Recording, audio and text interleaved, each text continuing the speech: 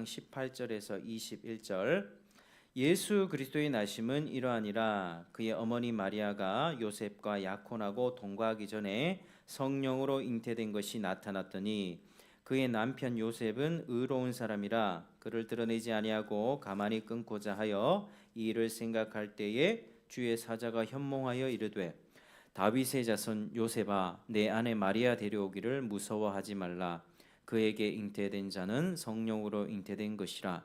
아들을 낳으리니 이름을 예수라 하라. 이는 그가 자기 백성을 그들의 죄에서 구원할 자이심이라 하니라. 아멘. 자, 여러분 오늘은 이제 성탄절입니다. 1년 중 교회에서 지키는 여러 가지 절기들이 있지만 성탄절 한번 아주 중요한 날입니다. 성탄절은 이제 예수님의 탄생을 기념하는 절기이기 때문이죠. 그래서 우리가 밖에서 어떻게 인사합니까? 메리 크리스마스, 즐거운 성탄 되세요. 뭐 이런 인사를 합니다. 옆에 분들이랑 한번 인사하시겠습니다. 메리 크리스마스 시작. 메리 크리스마스. 네. 예, 성탄절에는요 이렇게 전 세계적으로 많은 사람들이 메리 크리스마스 하면서 서로 인사를 하고 선물도 주고 받습니다. 외식도 하고 또 놀러도 다닙니다. 사랑하는 연인들은 데이트도 하죠. 그래서 성탄절이 사실은 사람들이 먹고 놀고 마시는 날이 되었지만 사실 본래 의미는 그것이 아닙니다. 우리에게 뭐 좋은 휴가를 주신 게 아니라 이 오늘 성탄에 귀한 의미가 있는데 저는 오늘 성탄의 바른 의미를 알려드리고 또 예수님과 하나님 그리고 여러분의 인생에 대해서도 깊이 생각할 수 있는 그런 기회를 드리려고 합니다. 여러분 한번 잘 들어보시기를 바랍니다. 자, 우선 먼저 알아야 할 사실은요. 예수님의 탄생은 분명한 역사라는 것입니다. 자, 따라하시겠습니다. 예수님의 탄생은 역사입니다. 시작. 예수님의 탄생은 역사입니다. 그러니까 이거는 예수님에 관한 스토리는요 누가 지어낸 이야기가 아니다라고 하는 사실입니다. 신화나 소설 같은 허구가 아니죠. 자, 세계 4대 성인을 꼽으러 간다면 누구를 꼽습니까? 자, 소크라테스, 공자, 그 다음에 석가모니, 예수 4명이죠. 이 사람들은 분명히 살았던 훌륭한 인물들입니다. 이 세상에서 살았다는 말이죠. 예수님도 이 소크라테스, 공자, 석가모니처럼 분명히 한 가정에서 태어나셨습니다. 그리고 지금 이스라엘 땅 있죠. 전쟁이 일어나고 있는 그 팔레스타인 땅에서 33살 정도 사셨습니다. 그 이야기가 바로 성경에 기록되어 있고 저는 지금 그 객관적인 내용을 전달하려고 합니다.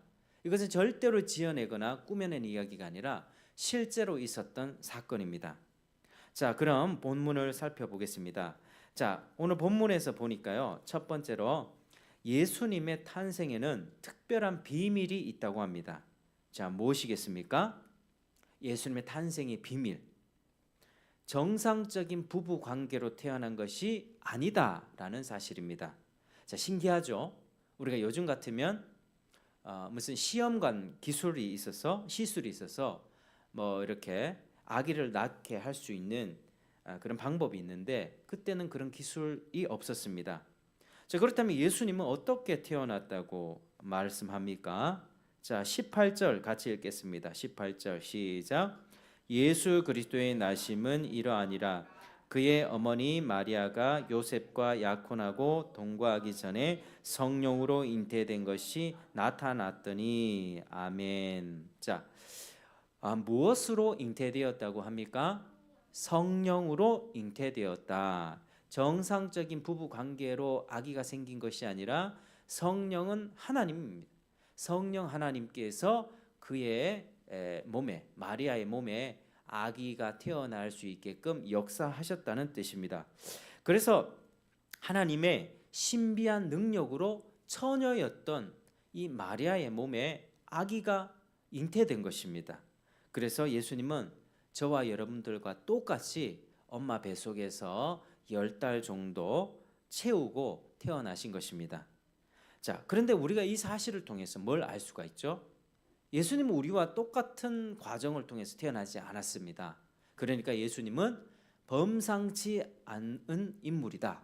뭔가 특별한 인물이라는 것을 알 수 있습니다. 하나님과 근본적으로 같지만 인간으로 오신 분이라는 사실을 알 수가 있습니다. 자, 우리 두 번째 한번 따라 하시겠습니다. 예수님은 자기 백성을 시작. 예수님은 자기 백성을 죄에서 구원할 자로 오셨습니다. 죄에서 구원할 자로 오셨습니다. 자, 21절에 보니까 자기 백성을 그들의 죄에서 구원할 자 이렇게 기록하고 있습니다. 자, 그러면 여러분 죄에서 구원을 우리가 알기 위해서는 죄가 뭔지도 알아야 되고 구원이 뭔지도 알아야 됩니다. 자, 죄가 무엇일까요? 죄. 자, 보통 여러분들이 죄라고 생각하면 무엇을 떠올립니까? 머릿속에 죄인 이렇게 하면 도둑질, 강도짓, 그리고 남을 폭행하고 사기치고 협박하고 그런 나쁜 행동들을 생각하죠. 그런데 성경이 말하는 죄는 이런 죄도 있습니다. 죄의 덕목들 중에 있지만 근본적으로 그 나쁜 행동이 일어날 수밖에 없는 마음의 상태를 뜻합니다. 그러니까 가만히 있는지 죄가 튀어나오지 않겠죠. 여러분, 사과 나무에서 사과가 열리죠. 복숭아 나무에 물을 잘 주고 이렇게 거름을 치고 햇볕을 비추면 복숭아 나무가 열리죠. 복숭아 열매가 맺히죠. 그런 것처럼 이 나쁜 행동이라고 하는 거, 도둑질, 강도질, 폭행, 사기, 거짓, 미움 이런 죄의 열매가 맺어질 수밖에 없는 사람의 죄악된 마음, 그것을 우리가 알아야 됩니다. 그러니까 성경이 말하는 죄는 근본적으로 따라하시겠습니다. 하나님과 관계 없음. 시작. 하나님과 관계 없음. 하나님과 관계 없이 사는 것이 그게 죄의 근본이라고 하는 거예요. 그래서 성경은 근본적으로 하나님과 관계가 없고 하나님을 알지 못하는 바로 그 상태가 죄라고 하는 것입니다. 자, 이걸 뭐라고 하냐면 따라하시겠습니다. 원죄입니다. 원죄. 원래부터 우리 죄를 가지고 태어났다. 하나님과의 관계가 끊어진 상태로 태어났다. 하나님과 관계 없음을 나타내는 그게 바로 원죄입니다. 자, 이 원죄라는 뿌리로부터 죄의 열매가 맺혀집니다. 나쁜 생각 나오고요. 나쁜 말도 튀어나옵니다. 그리고 나쁜 행동도 튀어나오죠. 이걸 무슨 죄라고 합니까? 자, 따라 하시겠습니다. 자범죄. 자, 자범죄는요, 도덕적으로 윤리적으로 타락된 행동들이죠. 남의 걸 빼앗고 부수고 도둑질하고 미워하고 욕하고 사랑하는 사람 간의 사랑을 지키지 못하고 서로 갈라서고 이런 행동들이 바로 자범죄입니다. 그러니까 우리가 죄를 생각할 때 두 가지를 기억해야 되겠죠. 내가 하나님으로부터 떠나 있는 원죄, 그리고 그 원죄로부터 맺어지는 죄의 열매들, 자범죄를 알아야만 합니다. 자, 그래서 이 말은 이제 죄에서 구원할 자다라고 하는 것은 예수님이 자기 백성과 하나님과의 관계를 회복시키는 분으로 오셨다는 뜻입니다. 자, 그래서 하나님이 예수님을 보내주신 근본적인 이유가 바로 하나님과의 관계 회복에 있습니다. 자, 그러면 세 번째로 제가 지금 말씀드리는 것은 예수님을 보내신 그 하나님은 어떤 분인가를 알려드리겠습니다. 자, 하나님은 어떤 분이십니까? 여러분, 하나님은 우리가 살고 있는 이 지구와 태양과 달과 별, 아름다운 구름과 나무와 식물, 꽃들, 눈에 보이는 모든 세상을 만드신 분입니다. 여러분, 지금 교과서에는요, 빅뱅설이라고 해서 우주가 대폭발하면서 이런 지구가 탄생됐다라고 그렇게 가르치는데 그 말도 안 되는 이론이죠. 절대로 우리 어린 친구들 그거 믿으면 안 됩니다. 교과서에서 그렇게 가르칠 때 그것은 틀린 것이다. 학교라고 다 옳은 것 가르치는 거 아니거든요. 그건 틀린 것이다라고 기억하고 선생님들께 또 이런 토론과 대화를 할 수 있는 여러분들이 되어야만 합니다. 자, 빅뱅설은 말도 안 되죠. 여러분, 뭐 이런 핸드폰이 있잖아요. 핸드폰 제가 화가 나가지고 착 던져버렸어요. 던져버렸는데 쫙 깨졌단 말이에요. 근데 깨졌는데 그 깨진 부품들이 어느새 막 이렇게 자기가 막 이렇게 막 자동적으로 이 깨진 부품들이 조립이 돼서 이것보다 더 좋은 핸드폰이 쫙 태어날 수 있겠습니까? 만들어질 수 있겠어요? 폭발로 인해 가지고 저 옆에 아파트가 뭐 폭탄으로 퍽 터졌는데 그 파편이 튀면서 옆에 더 아름다운 아파트가 딱 만들어질 수 있습니까? 절대로 그럴 수가 없습니다. 근데 지금 교과서에서 그런 걸 가르친다는 거예요. 그 말도 안 되는 거죠. 그 분명히 우리가 건물을 보면 지나다니면서 와, 이 아파트 너무 예쁘다, 이 자동차 진짜 멋지다 하면은 우리가 뭘 생각하죠? 와, 이 자동차를 설계한 사람 누굴까? 이 아파트를 건축한 사람이 누굴까를 생각하게 됩니다. 그래서 우리가 자연과 세상을 보면서도 우리 생각해야 될 게 우연으로 터져서 생겨난 것이 아니라 이 창조주의 손길에 있다. 뭔가 내가 알지는 못하지만 세상을 만드신 그 오묘하고 아주 그런 놀라운 어떤 신이 있겠구나라고 우리가 생각을 할 수 있어야만 합니다. 그렇지만 그렇지 않는 게 오늘날의 현실이죠. 그래서 이거를 이제 지적 설계론이라고 합니다. 뭔가 지성을, 고도의 지성을 가진 사람이 뭔 존재가, 신적인 존재가 이 세상을 만들었구나라고 인정하게 되는 그런 게 바로 지적 설계론이죠. 이 과학계에서 크리스찬을 비롯해서 정말 많은 사람들 중에 과학자들이 그걸 인정합니다. 절대로 이 세상 뭐 진화됐거나 폭발했거나 이렇게 만들어질 수 없다라고 이야기를 합니다. 여러분, 컴퓨터를 하나 우리가 작동을 해도 컴퓨터 코딩의 언어가 그게 뭐죠? 저도 잘 모르는데 컴퓨터 코딩이 뭐 이진법인가 십진법인가 아무튼 뭐 그런 게 있습니다. 그러니까 컴퓨터의 언어로서 이렇게 바꾸어서 컴퓨터가 돌아가는 거죠. 근데 이렇게 고대의 무슨 뭐 삼엽충이라든지 아메바라든지 아주 단세포 있죠. 단세포의 그 생물의 유전자를 봐도 너무 복잡하다는 거예요. 이거는 다 진화를 가르치는데 단순한 거에서 복잡한 것으로 진화되다가 뭐 원숭이 됐다가 인간이 됐다 이렇게 가르치는데 그게 아니라고 하는 거예요. 하나님이 만드신 것은 아주 단순해 보이는 거기에서도 놀라운 법칙이 있습니다. 우리가 쓰는 컴퓨터의 법칙보다 더 복잡한 법칙이 그 생물에게 새겨져 있습니다. 그게 DNA라는 거 하는 거예요. 그게 각 사람마다 지도가 있는 거예요. 내 신체의 지도, 생체 지도가 DNA라고 하는 거죠. 그래서 이 DNA가 얼마나 놀라운 것인지 알 수 있습니다. 그래서 창조 세계를 연구하는 그 학자들이 있거든요. 그런 학자들의 이야기를 보면 모기를 이렇게 살펴보면요, 모기의 침 있잖아요. 모기의 침 이렇게 우리가 빨대 꽂아서 이렇게 딱 모기의 침 있죠. 근데 우리가 쓰는 아주 바늘 있잖아요. 바늘을 이게 확대해 가지고 아주 그 고도의 그 현미경으로 확대해서 보면 바늘이 울퉁불퉁 하더라고요. 우리가 봤을 땐 매끈한데 아주 많이 확대해서 보면. 근데 모기의 침 있잖아요. 모기의 침을 확대해서 보면 아주 매끈하게 그렇게 잘 빠져 있습니다. 그리고 모기의 손이 이렇게 어떤 갈고리 같은 것에 싹 달려 있어 가지고 모기가 벽에 딱 붙어도 떨어지지 않는 그런 구조로 돼 있다. 그러니까 모기의 뭐 잠자리 눈 같은 것도요, 되게 어떤 그 수학적인 법칙으로 이렇게 아주 아름다운 비율로 이 모양이 있다고 하죠. 이걸 보면서 우연이라 할 수 있습니까? 어떻게 이걸 우연이라 할 수 있죠? 세상 만물은요, 아주 우리가 하찮아 보이는 개미 한 마리도 하나님이 만드신 거예요. 그리고 아주 커 보이는 이 우주도, 아주 그 태양계와 이 은하계와 이 우주도 하나님이 만드셨습니다. 그래서 여러분, 말도 안 되는 빅뱅설이나 이런 것들 믿지 마시고 하나님께서 창조하셨다는 창조론을 믿으시길 바랍니다.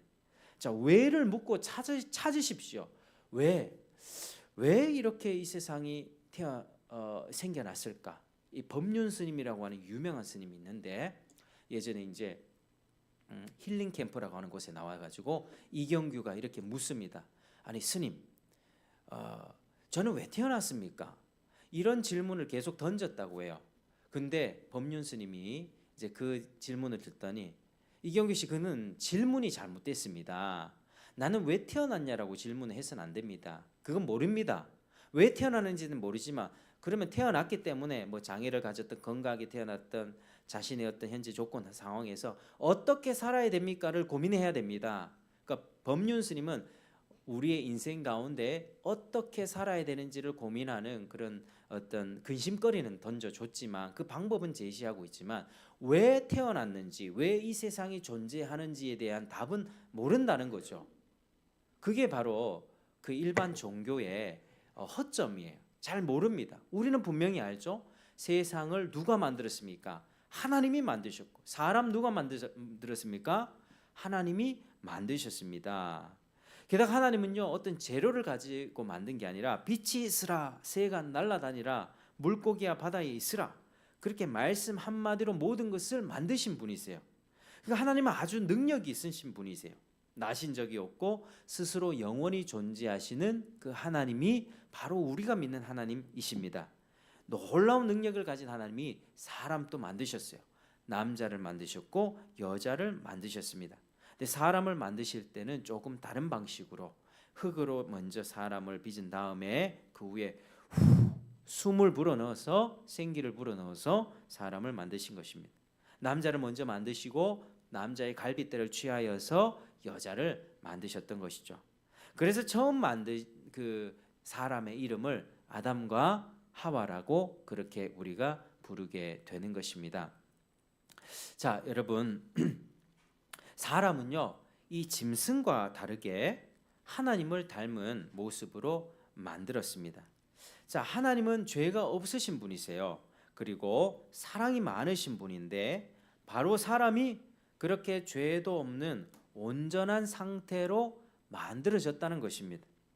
사람이 처음에 창조되었을 때는 여러분 우리 옆에 분들 한번 보실까요? 어떻습니까? 아름답습니까? 멋집니까? 조금 고장 난 것 같습니까? 자, 옆에 분들 보시면 물론 아직도 얼굴이 괜찮고 참 좋아 보이네요. 우리가 칭찬할 구석이 있지만 그런데 할 수 있는 게 좀 고장 나셨네요. 우리가 이렇게 얘기할 수 있죠. 우리는 다 고장 났단 말이에요. 그때는 안 그랬단 말입니다. 지금은 우리가 많이 고장나고 망가지게 살아가고 있지만 처음에 아담과 하와는 완전한 상태로 지음을 받으셨습니다. 그리고 하나님은 사람을 만드실 때 특별히 하나님의 형상을 따라서 하나님을 닮은 존재로 만드셨다는 거예요. 그래서 사람의 존엄성이 여기서 나오는 겁니다. 길에 가다가 고라니를 치잖아요. 자동차 운전하다가 고속도로에서 고라니 치면 어떻게 해요? 경찰에 가서 자수합니까? 내가 고라니를 살인했습니까? 이거 안 하죠.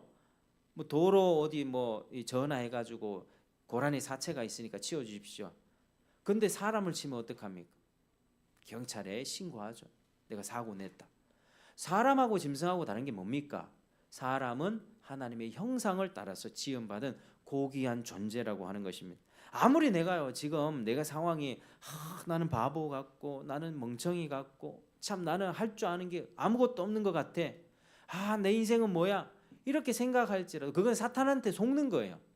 여러분 원래는 그렇게 지음받지 않았습니다. 하나님께서 완전하게 지으셨고 하나님을 톡 닮은 귀한 자녀로 지으셨다고 하는 것입니다. 그래서 그때는 사람이 하나님 음성도 들었어요. 여러분 하나님의 음성 듣고 싶지 않습니까? 그리고 하나님께 사랑한다고 고백도 했고요. 하나님의 말씀을 거역하지도 않고 정말 모든 것이 온전하고 부족함이 없었던 때, 정말 행복했었던 때. 여러분 행복 언제 해보셨습니까? 언제 행복해 보셨습니까? 행복하십니까? 우울하십니까? 절망적이지 않습니까? 우리는 지금 많은 가운데 우울하고 절망스럽고 좌절된 인생을 살아갑니다. 그런데 그때는 그런 게 없었다는 거예요. 정말 행복했다는 거예요. 기쁨과 즐거움과 나를 사랑하시는 하나님 아버지 계시고 하나님이 나를 사랑하신다고 내가 하나님께 순종하고 그리고 하나님이 지어주신 그 짝과 함께 한 마음이 되어서 살아가는 그 아름다운 세상, 여러분 얼마나 좋습니까? 너무나도 아름답죠.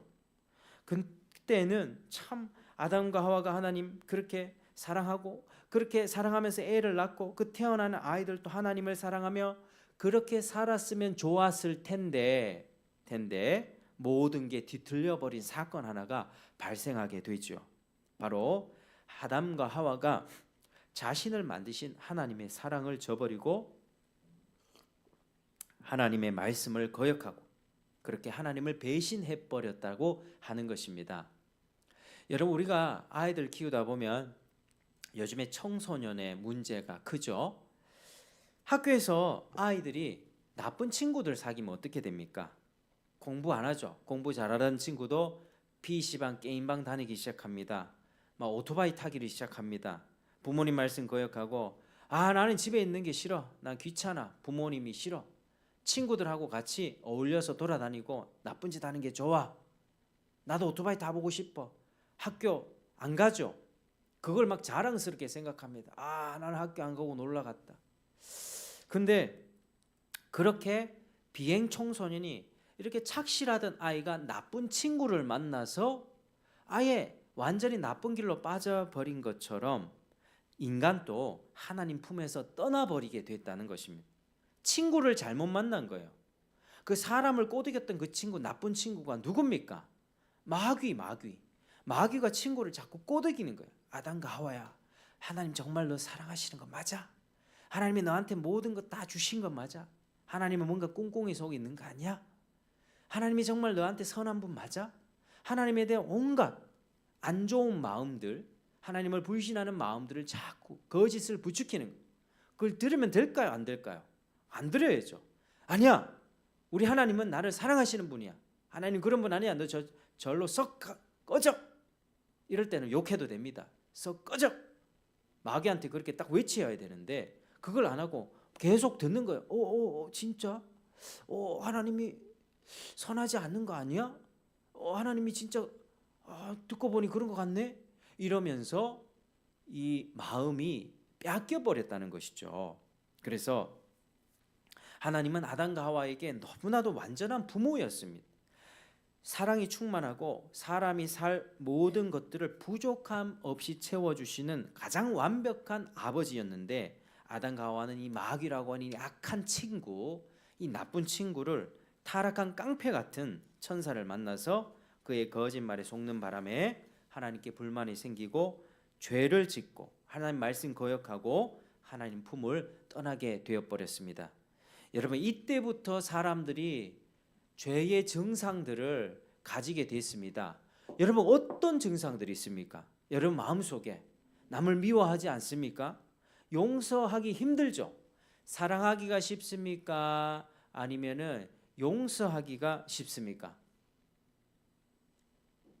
사랑하기가 쉽습니까? 말이 잘못됐네, 그죠? 사랑하기가 쉽습니까? 미워하기가 쉽습니까? 미워하기 쉽죠. 나한테 상처 준 사람 딱 있습니다. 나의 상처를 훅 찔렀어. 그럼 가가지고 네뿐만 아니라 너희 자식들 내가 다 한번 혼내줄 거야. 이런 마음이 잘 들어요? 아니면은 내가 상처를 받으면 용서해 줄게. 이런 마음이 잘 듭니까? 내가 한 대 맞으면 가서 2대, 3대 때려주고 싶은 게 사람들의 복수심이라고 하는 거예요. 사람들은 미워하고 용서하지 않고 거짓말하고 욕하고 심하게는 남의 돈도 훔치고 때리고 그렇게 죄를 지으면서 살게 된 것입니다. 이게 죄의 증상들이에요. 여러분, 이 죄의 증상들 없는 분 계십니까?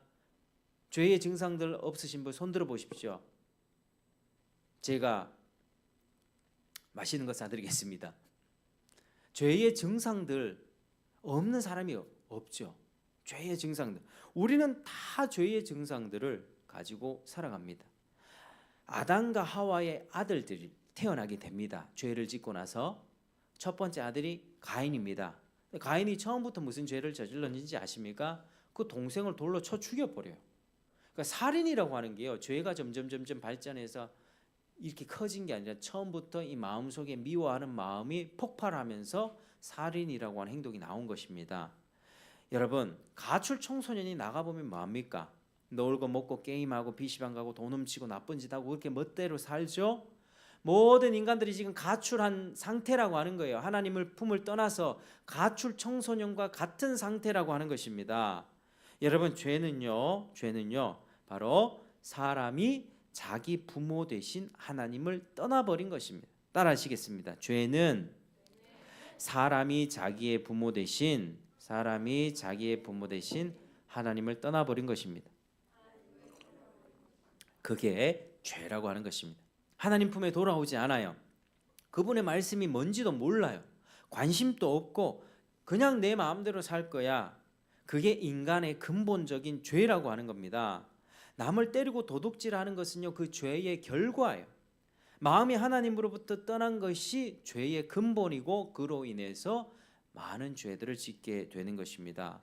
그리고 이 죄는 아담과 하와 이후로부터 태어난 모든 사람들에게도 전가가 됩니다. 여러분, 사람이 태어나면서부터 하나님을 아버지라고 부르면서 하나님을 알면서 태어나는 사람이 있습니까? 아무도 없습니다. 저 같은 경우도 기독교 집안에 태어났고 저희 자녀들도 기독교 집안에 태어났기 때문에 교회를 다니면서 말씀을 들었기 때문에, 그리고 때로는 길거리 가다가 아니면 학교에서 친구의 전도를 받고 누군가의 인도로 인하여서 하나님이란 분을 알게 되고 예수를 믿게 되는 것이지, 태어나면서부터 하나님을 알면서 태어나는 사람은 아무도 없다라고 하는 거죠. 그래서 갓난 아기라도, 갓 태어난 아기, 우리 지금 셋째 아기 굉장히 예쁘고 귀엽거든요. 그런데 그 아기도 죄가 있다. 아기 너무 천사 같잖아요. 그런데 죄가 있습니다. 여러분, 아이들 키우다 보면 한 대여섯 살 말하기 시작하고 자기 생각이 커지기 시작하면서 너 거짓말 해야 돼 가르쳐 준 적 있습니까? 정직하게 살아라 가르쳐 줬죠. 근데 아이들은 어떻게 행동합니까? 자기가 불리할 때, 자기가 불리하면 제가 그랬어요, 거짓말 하지 않습니까? 이게 죄의 증상들이에요. 죄의 증상들. 우리는 다 죄를 갖고 있습니다. 여기서 세상 사람들은 하나님을 모른 채 자기 방식대로 내가 행복하면 되지라고 하면서 살아가는 것입니다. 여기서 모든 종류의 악한 말과 생각들이 나옵니다. 요즘 사람들은 자기 방식대로 사는 걸 권장하죠. 네가 행복하다면 그렇게 살아도 돼. 네 행복하면 그렇게 살아. 여러분, 보통 사람들이 생각하는 행복은 주관적인 가치입니다. 그게 진리가 아니라고 하는 거예요. 자, 내가 행복을 추구할 때 내 행동이 다른 사람에게는 불행이 될 수 있다라고 생각해 보십시오. 우리는 함께 살아가고 있습니다. 같이 공동체로 묶여 살아가고 있습니다.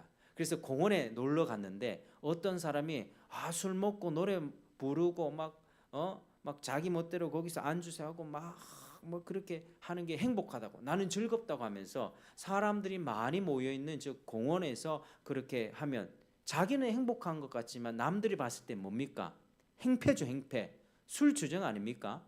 나는 행복해서 하는 행동인데 다른 사람에게 피해가 될 수 있다니까요. 자기 자식이 자녀가 나는 행복해, 난 친구들과 같이 놀러 다니는 게 좋아, PC방 가는 게 좋아, 학교도 농땡이 치고 갑니다.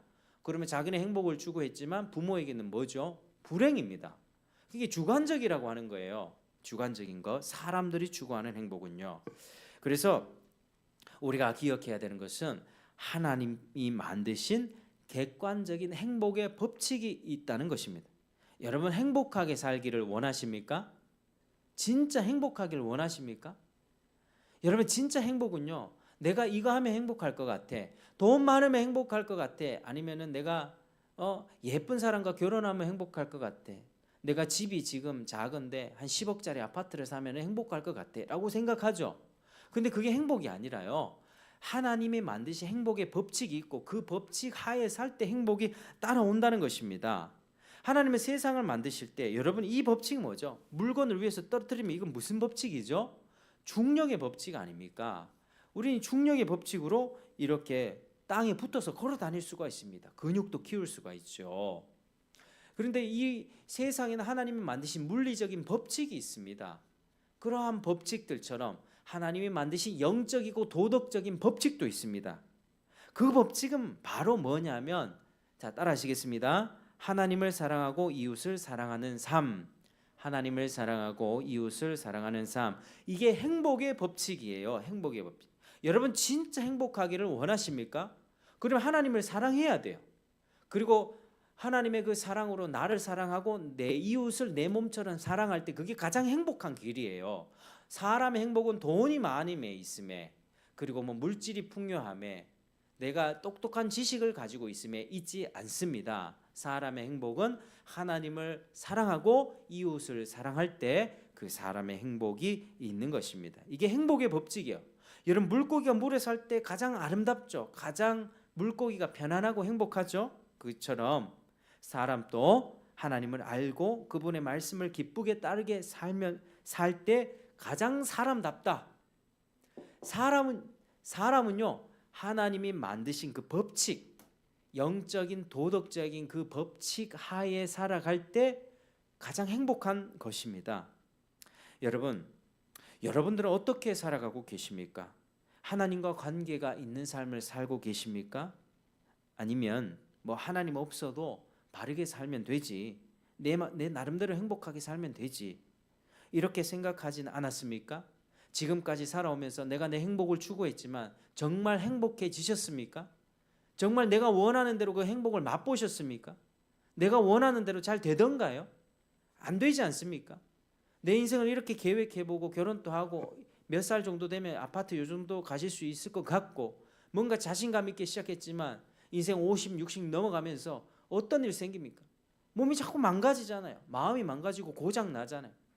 이게 우리들의 현실이라고 하는 것입니다. 여러분, 부부간에 소소한 행복을 구하고 때마다 놀러도 다니고 자기 자녀들도 적성 잘 찾아서 직장 잡고 결혼하고 남한테 싫은 소리 안 듣고 그렇게 살면 하나님 또 알아주겠지, 그렇게 혹시 생각하지 않습니까? 그거 틀렸다는 것입니다. 사랑하는 여러분, 하나님은 여러분이 그렇게 살기를 원하지 않으세요. 여러분이 이 세상에서 아무리 주변으로부터 아무리 좋은 평판을 가진 인생이라 할지라도 하나님과 관계가 없다면 그거 비참한 인생이에요. 궁극적으로 지옥의 심판을 피할 수밖에 없다는 것입니다. 여러분, 교회에서 왜 지옥 이야기하는지 아십니까? 예수 천당 불신 지옥을 이야기하는데 이건 좀 설명이 필요해요. 예수 천당 불신 지옥을 들고 다니면 사람들이 좀 이렇게 위화감을 느낍니다. 왜 지옥이 있고 지옥이 뭔지 설명이 안 돼 있기 때문에, 그래서 이 설명이 좀 필요해요. 여러분, 지옥이라고 하면 찜찜하죠. 아니, 하나님이 사람을 사랑하신다면서요. 사랑이 하나님이라면서 왜 지옥 보내십니까? 아니, 믿지 않는다고 지옥 보낸다니 그게 너무한 거 아닙니까? 내가 그렇게 큰 죄를 저질렀습니까? 내가 왜 지옥 가야 됩니까? 이런 반문들이 있을 수가 있습니다. 여러분, 한번 생각해 보십시오. 내가 지나가다가 10,000원짜리 물건 하나 훔쳤어요. 또 며칠 지나서 사람을 때렸어. 기분이 나빴어. 여러분들이 보시기에는 10,000원짜리 하나 훔친 거하고 사람 때린 거하고 어느 것이 더 악질입니까? 사람 때린 게 더 악질이죠. 10,000원짜리 훔친 거하고 사람 때린 거하고 비교하면 이게 더 악한 거예요. 사람 1명 죽인 거하고 100명 죽인 거하고 어떤 비교가 됩니까? 당연히 100명 죽인 게 더 악질일 수 있겠죠. 근데 마찬가지로요, 하나님 앞에서 우리가 죄를 지을 때는요, 아무리 작은 죄 있죠. 여러분이 생각할 때 작은 죄 뭡니까? 그냥 속으로 나쁜 생각하고 나쁜 음란한 생각하고 남을 미워하는 생각, 표현도 하지도 않았어, 말도 하지도 않았어, 그냥 그 사람에게 아무 피해를 안 줘서 그냥 내 혼자 속으로 제 기회만 되면 가만두지 않을 거야, 나쁜 마음을 품었단 말이에요. 그런데 그 아무리 우리 생각에는 작아 보이는 그 죄를 할지라도 하나님 앞에는 어떻다고요? 하나님의 명예를 훼손시킨다 하는 것입니다. 그냥 스스로 혼자 소소하게 죄를 짓는 거 없어요. 죄는 다 관계가 있습니다. 여러분의 마음속에서 나오는 그 죄들, 그 악한 마음들, 생각들, 말과 행동들 있죠. 그것은 하나님과 관계되어 있다니까요. 영원하신 하나님의 이름을 훼손시키는 것입니다. 하나님을 무시하고 때린 것과 같다는 거예요. 그러니까 이게 엄청난 죄라고 하는 겁니다. 그래서 내 생각에는 거짓말 조금 했는데 이게 무슨 큰 죄가 될까? 아니요, 하나님 때린 거라니까요. 하나님의 이름을 땅에 떨어뜨린 것입니다. 그래서 지옥 가기에 충분한 죄가 되는 것입니다. 지옥 형벌이 마땅한 것입니다. 또 사랑의 하나님이 왜 지옥을 보내겠습니까? 사랑의 하나님이 왜 지옥을 심판하시겠습니까? 여러분, 여러분의 가족이 누군가로부터 핍박과 폭력과 괴롭힘을 당하고 있다면 여러분 가만히 있겠습니까? 우리 가족이 누구한테 괴롭힘 당해요. 가만히 있으면 이 사람 뭡니까? 바보죠, 바보. 내 가족이 괴롭힘 당하면 어떻게 해요? 경찰에 신고하든 어떤 수를 써서라도 그 사람을 잡아내서 그 사람을 처단해야겠지요. 엄중히 처벌하지 않겠습니까? 용서하는 건 두 번째 이야기죠. 그 가해자에게 법의 심판을 하도록 하고 그리고 죄의 대가를 치르게 하는 거죠. 그리고 우리 가족을 보호하는 거예요. 그게 마땅한 내가 내 사랑하는 사람을 지키는 방법이에요. 그러니까 하나님이 사랑이시다. 하나님 우리를 사랑하신다고 할 때는 죄와 불의함을 가만두지 않는 그런 공의로운 사랑입니다. 하나님은 사랑하시기 때문에 화를 내세요. 사랑하시기 때문에 성질도 나는 거예요. 내 자식이 잘못된 길로 가면은 화가 나는 거예요. 왜? 사랑하니까. 누군가가 내 자식을 괴롭히면 내가 화가 나는 거예요. 왜? 사랑하니까. 사랑하는 내 자녀가 괴롭힘을 당하고 있는데 화가 왜 안 나겠습니까? 그거를 중재하고 조정하기 위해서 내 자식을 보호해 줘야 되잖아요. 하나님 마찬가지입니다. 하나님은 죄에 대해서 공의로운 심판을 내리십니다. 죄에 대해서 분명히 벌을 주시는 분이십니다. 여러분, 이제 말씀을 맺겠습니다. 사랑하는 여러분, 하나님은 어떤 분이십니까? 하나님은 선하신 분이세요. 괜히 선악과를 만들어 놓아서 안 지키면 지옥 보낼 거야. 뭐 이런 식으로 사람을 죄짓게 만들어서 지옥 보내기를 즐겨하는 분이 아닙니다. 무슨 인생이 오징어 게임입니까? 하나님이 왜 그렇게 장난처럼 사람을 지옥 보냅니까? 아니라고 하는 거죠. 하나님은 하나님 자신을 인정하게끔 하기 위해서 선악과를 만들어 주셨던 것이고 하나님을 기억하게 하셨습니다. 그리고 지옥은요, 사람을 보내기 위해서 만든 게 아니라 마귀를 심판하고 마귀를 보내기 위해서 그렇게 지옥을 만들었다는 거죠. 여러분, 하나님은 여러분이 하나님을 떠남으로 죄를 짓고 또 이 세상에서 하나님을 모르고 비참하게 살다가 지옥 형벌 받는 것을 원치 않으십니다. 하나님은 여러분이 지금의 삶에서 돌아서서 하나님과의 관계를 회복하며 살기를 간절히 원하세요. 저의 바람도 마찬가지. 저의 바람도 여러분 한 사람 한 사람이 참된 믿음과 신앙을 가져서 하나님 앞에 믿음으로 살기를 원하는 것이 이 목사의 바람입니다. 그런데 저의 바람보다도 훨씬 더 하나님의 그 바람이 있습니다. 집 나간 자식들아 돌아오너라. 내가 두 팔 벌리고 기다리고 있다. 네가 그 더러운 죄를 다 해결할 수 있는 방법을 내가 마련해 놓았으니 너는 믿음으로 내가 돌아오기만 하면 풍성한 은혜를 베풀어 주겠다는 이 약속만 믿고 돌아오너라. 여러분, 하나님은 선하신 분입니다. 하나님은 여러분이 하나님을 알고 예배하고 그분의 뜻대로 살기를 원하십니다. 그게 원래 세상에 창조된 목적입니다. 그래서 그 관계 회복을 위해서 우리 사람들은 어찌할 방법이 없기 때문에 여러분, 하나님께 어떻게 돌아갈 수 있겠어요? 여러분, 하나님께 돌아가고 싶다. 어떻게 돌아가겠어요? 사다리가 있습니까? 뭐가 있습니까?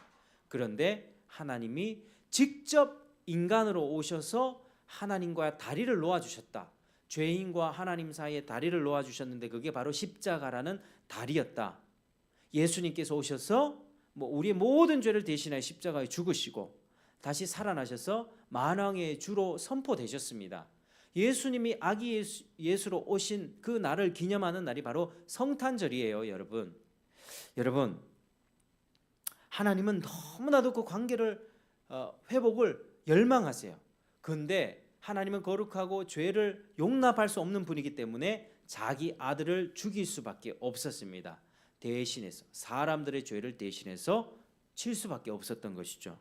여러분, 예수님은 그렇게 우리가 똑같은 인간으로, 그러나 부부관계가 아니라 성령으로 잉태되어서 죄 없는 인간으로 사시다가 결국 십자가에서 죽으셨습니다. 여러분, 하나님이 여러분을 사랑하십니다. 여러분, 이 말씀이 정말 믿어지십니까? 여러분 한 사람 한 사람을 하나님이 얼마나 사랑하시는지 모르겠습니다. 하나님이 여러분을 너무나 사랑하셔서 예수님을 대신 죽이셨다고 하는 겁니다. 자기의 너무 사랑한 그 고귀한 독생자 아들 예수를 가감없이 죽이셨어요. 누군가를 살리기 위해서 자기 자식 죽일 수 있습니까? 내 자식 어떻게 죽이겠습니까? 하나님은 그렇게 하셨다는 거예요. 하나님의 아들 예수님이 여러분을 대신해서 십자가에 죽으셨습니다. 여러분, 예수님이 2000년 전에 이 땅에 진짜 실제로 역사적으로 오셨고요. 실제로 우리의 죄를 대신 치르면서 돌아가셨습니다. 그리고 다시 사셨습니다. 우리가 거룩하신 하나님 앞에서 절대로 감당할 수 없는 그 지옥 심판을 예수님이 받으셨다는 것입니다.